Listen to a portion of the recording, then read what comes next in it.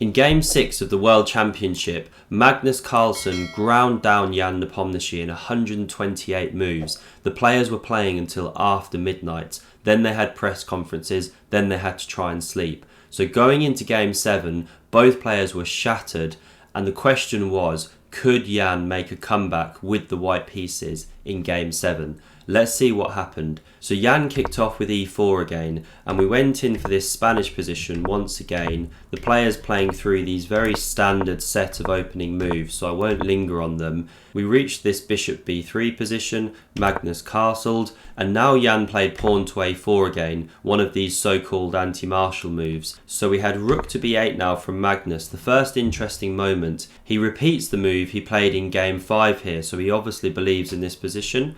We had AB, AB, and now pawn to h3 from Jan, d6 from Magnus, and now d3 from Jan. So this is the first deviation from Game 5. There he played c3, a different setup, and we'll see the point of what he's now going for here. So Magnus goes h6, and now Jan actually puts his knight on c3, so a very different way to play. He previously went on this journey with his knight, a very standard manoeuvre.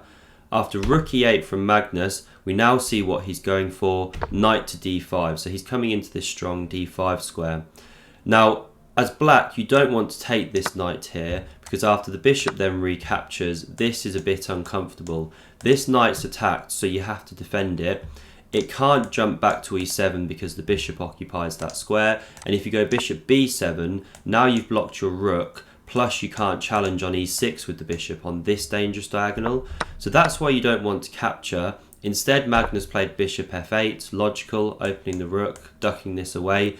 And now a strange move from Jan really. He takes on f6 here and Magnus recaptures. So if we look at this knight journey, it's gone c3, d5, f6, 3 moves. Magnus moved his knight out once and then improved his queen with the recapture.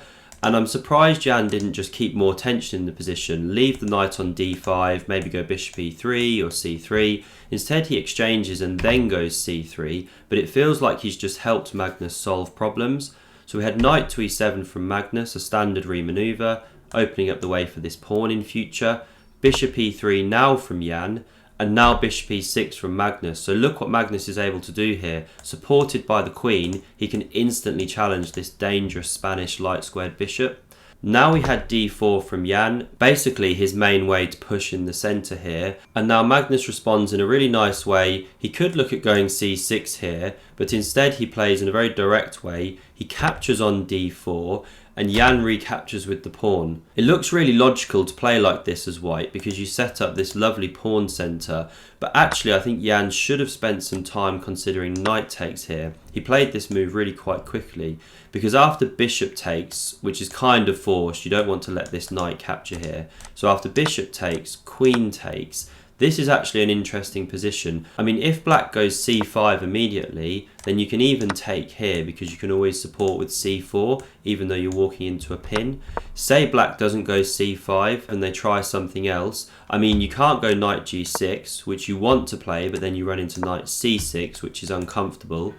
And if you play something like maybe d5, which is interesting, well, we're getting a sharp game here. There's different ways for Jan to react. But this could have kept more play in the position, basically.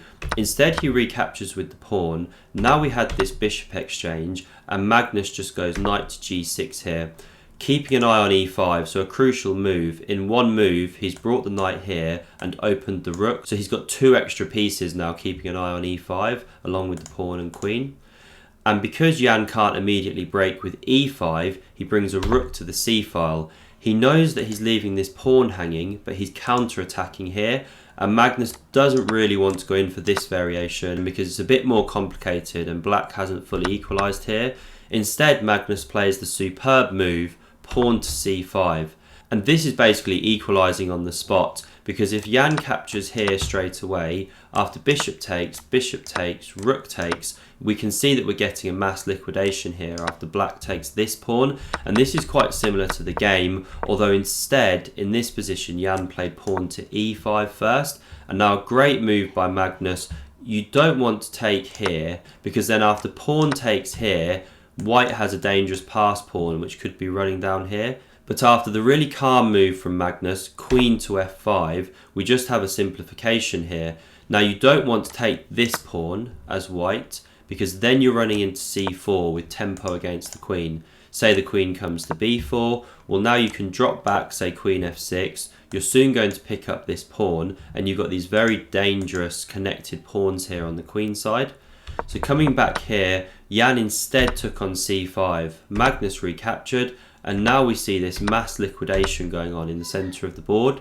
Magnus takes on e5, knight recaptures, rook recaptures, rooks come off like this, and we just see a mass liquidation of the position. Queens come off, rook to c8 now, rook to a5, and we see these pawns coming off. Few checks, few pawn moves. The players have to get to move 40 before they can actually agree a draw. So that's why we saw this shuffling, and then here we go. Move 41 was reached. The players agreed a draw, and that was the end of this struggle today. But it wasn't so much of a struggle. You could really see both players were very fatigued. So I hope you enjoyed this roundup, and click here to subscribe to never miss a future video. Thanks for watching, and see you soon.